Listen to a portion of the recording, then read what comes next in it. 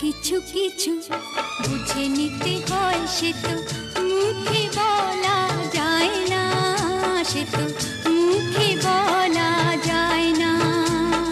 কথা কিছু কিছু বুঝে নিতে হয়, সে তো মুখে বলা যায় না, সে তো মুখে বলা যায় না। চোখের কথাই মনের কথা, চোখে মনের আয়না। কথা কিছু কিছু বুঝে নিতে হয়, সে তো মুখে বলা যায় না, সে তো মুখে বলা যায় না।